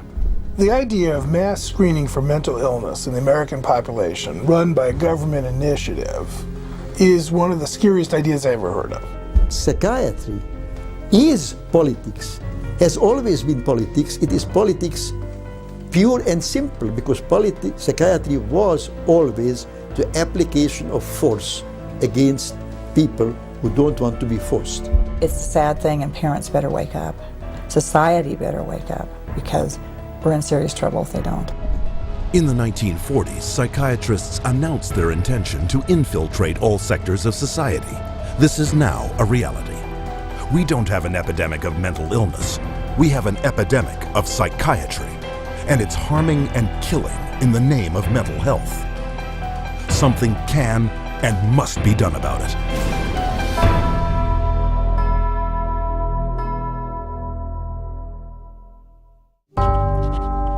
Tonight's premise, are we pushing pills on our kids? They are on everything. There are even kids in the system as young as 2 years old on the drugs. Millions of Americans are taking mood-altering drugs. An alarming increase in the number of people using antidepressants. Dangerous side effects of antidepressants. Drugs that have already killed nationwide. There are over 200 suicides, 300 murders. Priests, new mothers, scholars, Iraq veterans, senior citizens, all dying violently. All were on antidepressants. Recent years have seen psychiatry's drug treatments increasingly exposed as ineffective, costly, and health-destroying. As a consequence, its leadership is scrambling to find its next miracle breakthrough. But given its history, psychiatry is, as the saying goes, a leopard that cannot change its spots.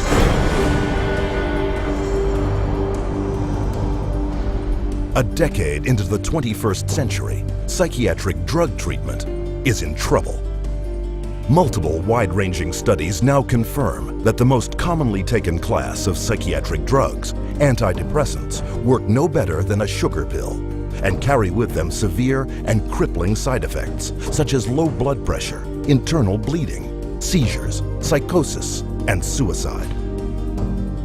Another class of psychiatric drugs, antipsychotics, create severe weight gain, diabetes, and coronary heart disease. And yet another type, stimulants, can cause heart irregularities, stunted growth, and brain shrinkage. But psychiatrists and their drug company partners have consistently downplayed or denied many of these risks, and in recent years have paid dearly in court. From August 2004 to January 2012, drug companies paid out over $10.5 billion in fines and settlements involving their psychiatric drugs. All this has undoubtedly influenced 6 major pharmaceutical companies to close their psychiatric drug research labs, a development that now has psychiatry groping for answers. For the last several decades, psychiatry has really been involved in what they call biopsychiatry, which is really trying to modulate behavior and emotions and thought based on altering brain chemicals. But now we have these large pharmaceutical companies that are saying they're not even going to research that area anymore, and increasing literature reports that these drugs don't even work and never did work. With a litany of disgraced and destructive procedures and a long list of human casualties, psychiatrists are continuing their desperate habit of dredging up failed and dangerous treatments and presenting them as breakthroughs. The attention is now being put on direct physical and electrical applications to the brain. The biggest example of that, the one that there's most experience with, is electric shock. But there's all other variations on that, such as transcranial magnetic stimulation, vagus nerve stimulation, deep brain stimulation, all different ways of applying electricity and magnetism to the brain. In the first of these experimental psychiatric treatments currently being marketed, transcranial magnetic stimulation, psychiatrists shoot powerful electromagnetic waves directly through the brain. TMS treatments assault the brain with 3,000 electromagnetic pulses a minute for 40 minutes at a time, 5 times a week for 6 weeks.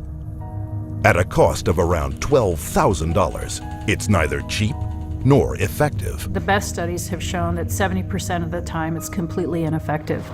When we look at that supposed 30% benefit rate, though, we've got to remember that about 20 to 25% of that is due to placebo. There's no rational scientific way to justify invading your brain with damaging input in order to get the same response as placebo. Just take a placebo pill.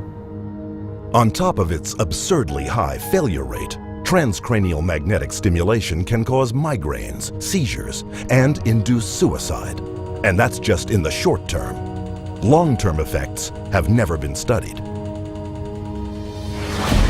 Equally ineffective, and perhaps even more dangerous, is the so-called vagus nerve stimulation, a procedure where a battery pack implanted in the chest sends electrical impulses every 5 minutes along a very important nerve. It's like a pacemaker in your chest, attached to the vagus nerve that connects the brain to the heart. Then you stimulate the vagus nerve, and for some reason that sends a signal up to your brain, which for some reason is supposed to jazz up your chemicals and affect your mood state. It was developed first about 1966. They were doing it to treat high blood pressure. It didn't work, and so I guess they've been looking for something to do with it ever since. Really, we have no idea really how it works, why it should work. It's not based in any real knowledge of medicine. One of its foremost proponents in the world openly concedes there is no science behind vagus nerve stimulation. Fundamentally, we don't know how it treats depression. Fundamentally, we don't know what depression is in the brain. Unfortunately, we need a lot more science research about that.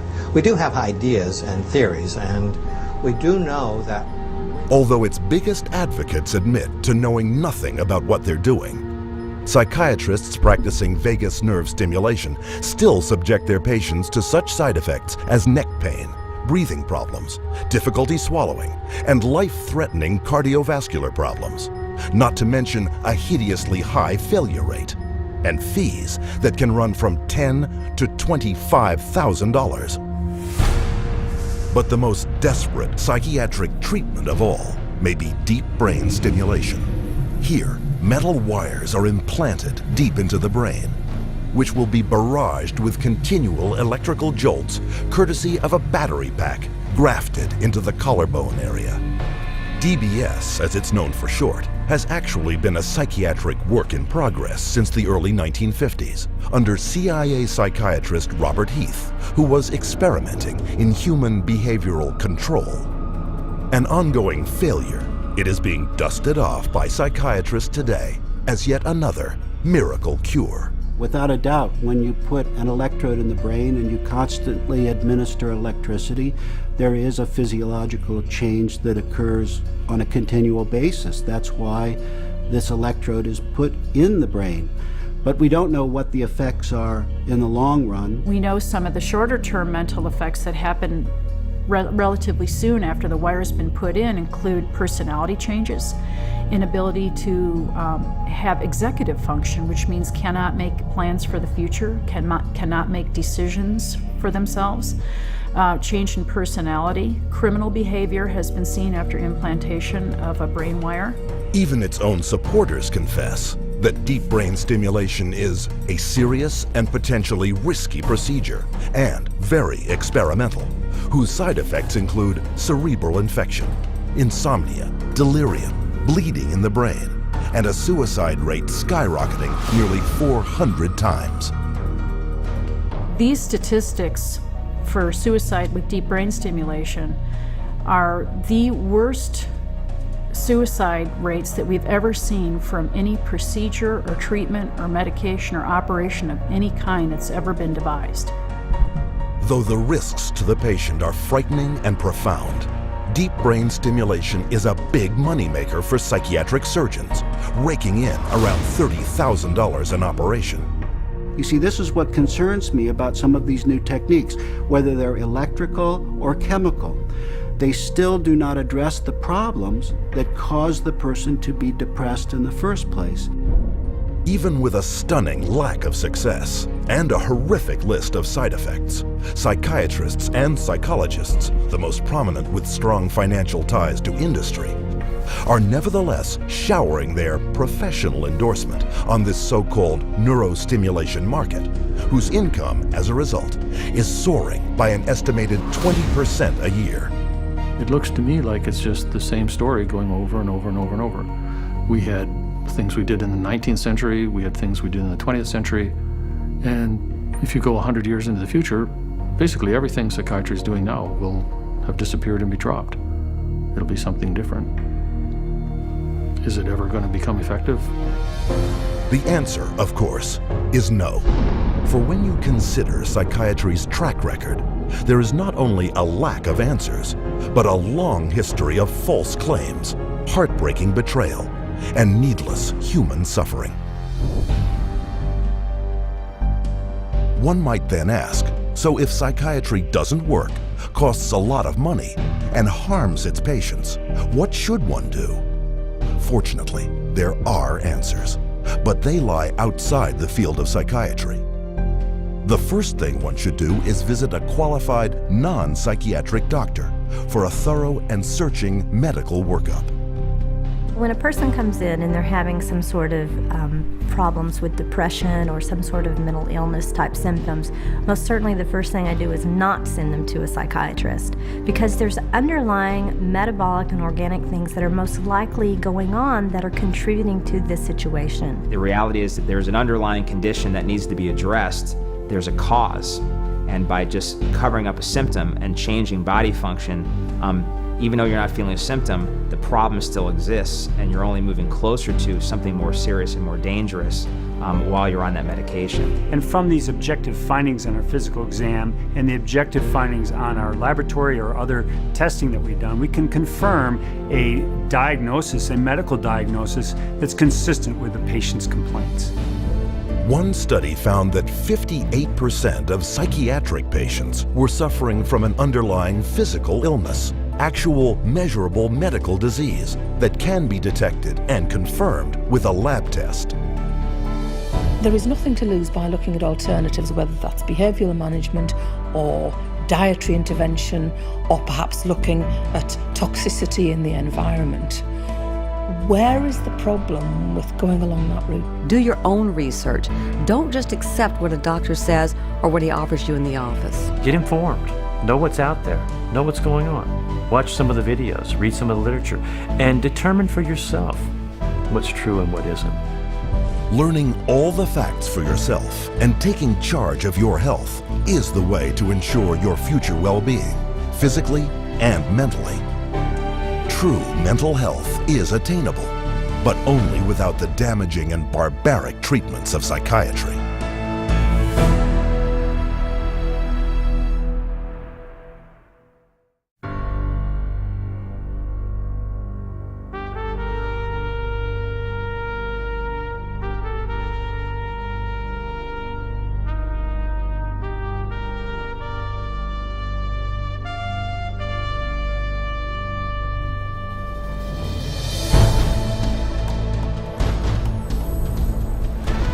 Founded in 1969 by the Church of Scientology, the Citizens Commission on Human Rights investigates and exposes psychiatric violations of human rights. It all began with the case of one Victor Giori, forcibly committed to a Pennsylvania psychiatric hospital. The hospital psychiatrist accused Giori of babbling incoherently and labeled him a paranoid schizophrenic. But Giori wasn't insane. He was speaking Hungarian. CCHR filed a lawsuit against the hospital and its abusive psychiatric treatment. Their defense of Giori was so tenacious that in the middle of the case, the psychiatrist running the hospital stood up and announced, "We want nothing more to do with Victor Giori."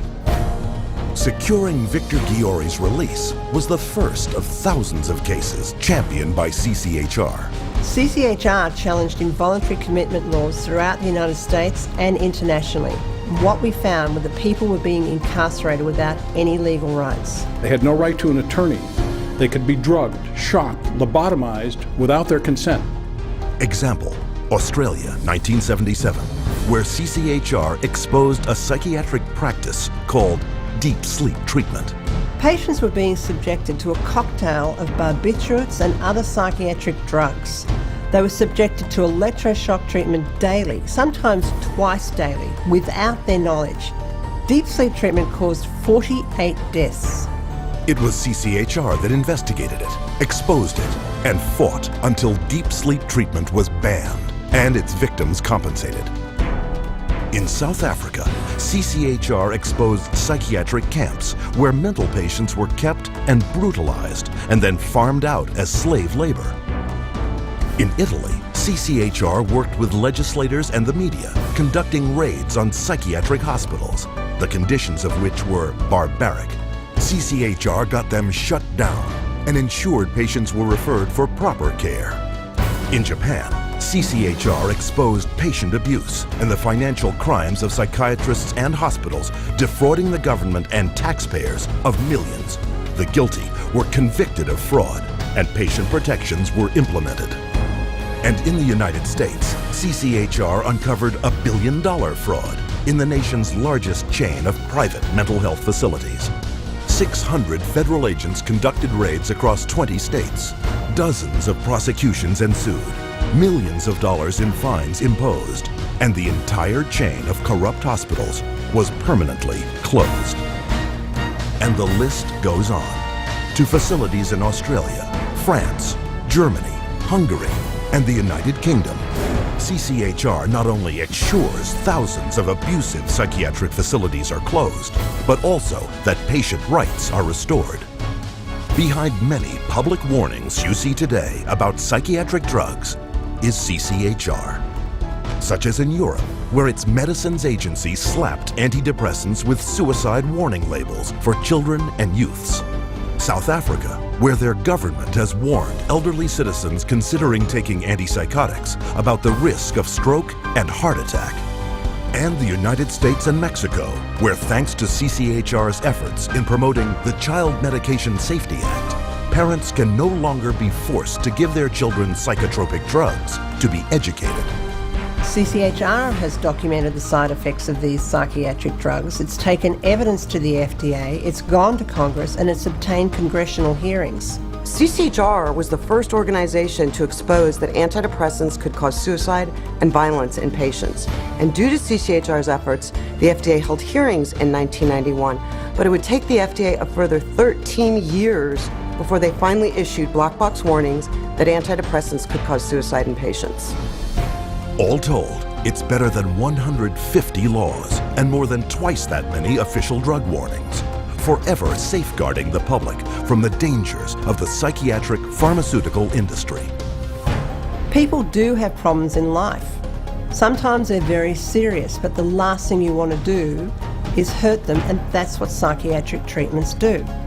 There are treatments and methods that do work, that are helpful without the violence of drugs and electroshock. But they cut across the vested interests that are making billions of dollars from psychiatric drugs every year.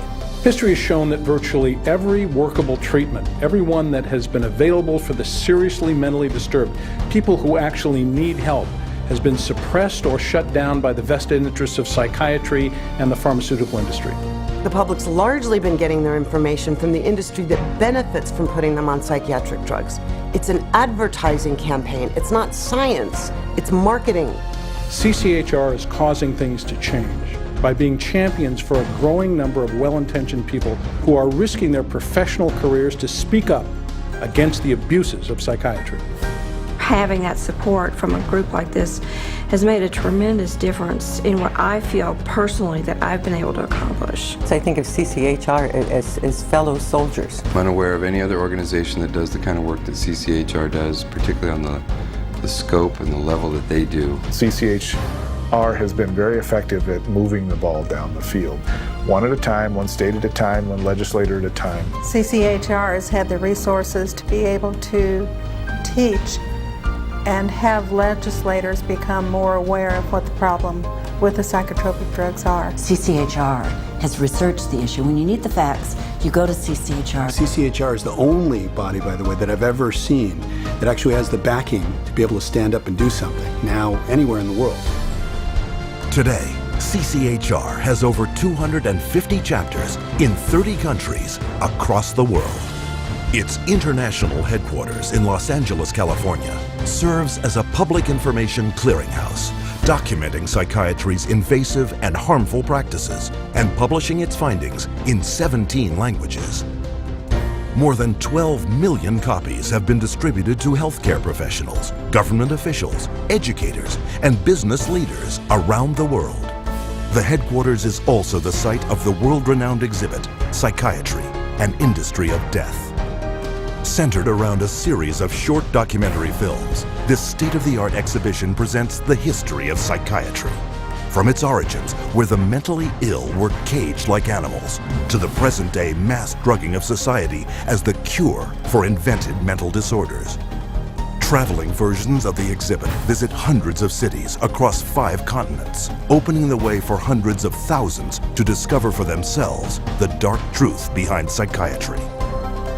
CCHR has also produced an entire series of award-winning documentaries exposing the abuse and deceit behind psychiatry's pseudo-scientific facade.